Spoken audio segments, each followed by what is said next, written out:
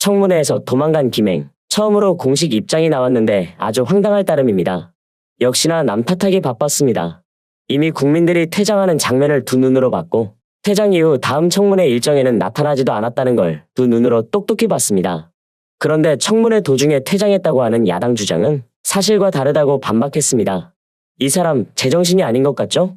실제 당시 청문회 영상에는 김행이 자리를 떠나는 모습이 담겨 있습니다. 그런데 김행의 주장을 들어보면 혼란스러울 정도입니다.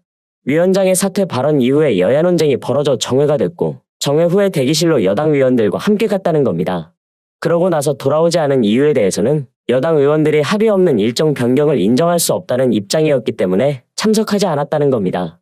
이 소리는 본인 의지대로 청문회에 참석하지 않은 게 아니라 여당 의원들이 김행을 귀가시켰다는 것입니다.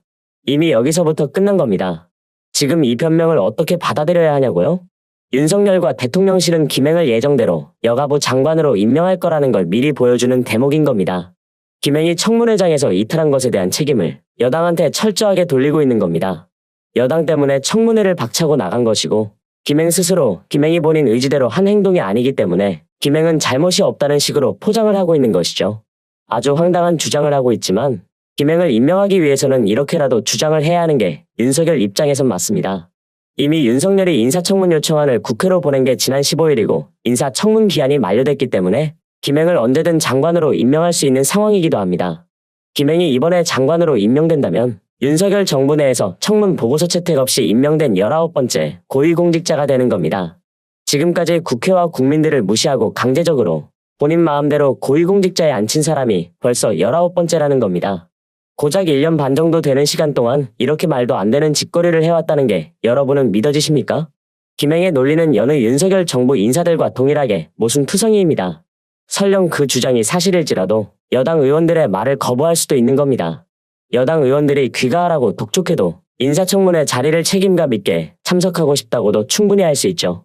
그리고 본인이 당당하다면 논란들에 대해서 소상히 해명하고 싶다는 의지도 있었을 겁니다. 그런데 김행의 주장대로라면 여당이 집에 가라고 했다고 해서 그냥 그 말을 들었다는 것밖에는 안 됩니다. 이 소리는 본인도 청문회에 성실히 참석할 마음이 전혀 없었다는 소리밖에 안 되는 겁니다. 지금 김행은 청문회 사태가 일어난 뒤로도 꾸준히 다른 논란이 터져나오고 있습니다.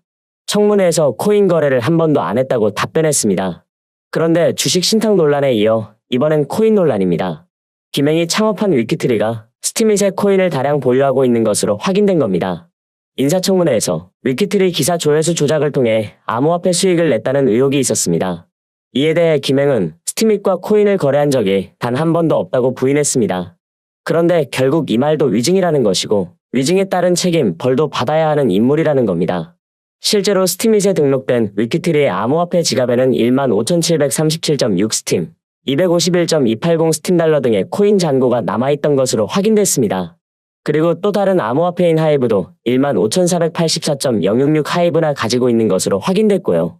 위키트리가 보유하고 있는 암호화폐 추정 가치는 1,250만원 수준입니다. 2021년 4월에 스팀 가격이 폭락하면서 현재 최저 가격 수준까지 떨어진 게 이유입니다. 업비트 상장 이후 최고가 기준으로 계산하면 2억 6,330만원까지 늘었던 것으로 추정할 수 있습니다. 실제로 위키트리는 2018년 2월부터 2019년 3월까지 스티밋 블로그에 위키트리가 생산한 기사 746건을 게시물로 올렸고 보상으로는 스팀 등의 코인을 받은 것으로 드러났습니다. 위키트리가 이 코인을 받기 위해 올린 기사들도 당연히 가짜뉴스 지라시 수준이었습니다. 연애, 스포츠, SNS 소식 등을 다룬 것이고 여성 혐오를 부추기는 자극적인 제목을 달고 있는 것들이 주를 이루기도 했습니다. 이건 김행이 두 눈 시퍼렇게 뜨고 스티밋의 코인을 가진 적이 없다고 말한 것과는 다른 것이고 이 여자는 결국 입만 열면 거짓말인 게 이번 청문회를 통해 제대로 드러난 겁니다. 이래서 청문회가 중요하다는 거죠. 이게 얼마나 황당한 것이냐 이겁니다. 김행이 얼마나 뻔뻔하냐면 스티밋 코인이 없어서 공개할 자료도 없다고 말하기까지 했습니다. 어떻게 사람이 이렇게까지 바닥일 수가 있는지 모르겠습니다. 윤석열은 어떻게 보면 대단합니다. 우리나라에 거주 중인 사람들 중에 바닥보다도 못한 인간들만 고위공직자로 임명하고 있는데 이것도 능력 아닙니까? 어떻게 인사 임명을 했다 하면 모든 사람들이 이렇게 비상식적인 논란이 있고 사람으로서 쳐주기도 싫을 정도로 뻔뻔하기 짝이 없는 인간들만 연이어서 지명할 수 있는지 모르겠습니다. 윤석열 주변에는 이런 사람들밖에 없고 그러니 윤석열도 저 모양인 겁니다. 저번에도 말씀드렸지만 큰 이변이 없으면 윤석열은 김행 임명을 강행할 겁니다. 이 정부는 상식을 벗어난 적이 한두 번이 아니기 때문에 그렇게 할 겁니다. 상식적으로 판단한다면 절대로 임명할 수 없습니다. 무엇보다 청문회 자리를 이탈한 것도 굉장히 큰 이슈고요. 지금까지 이런 사람은 없었습니다. 그리고 주식에, 코인에, 심지어 혐오 가짜뉴스 생산까지 했던 사람이고 입만 열면 거짓말이라는 게 드러난 사람이기 때문에 쉽게 임명하기는 어렵습니다. 이 사람을 임명하는 순간 국힘 총선에도 영향을 줄 게 뻔합니다. 그런데도 윤석열은 임명할 겁니다.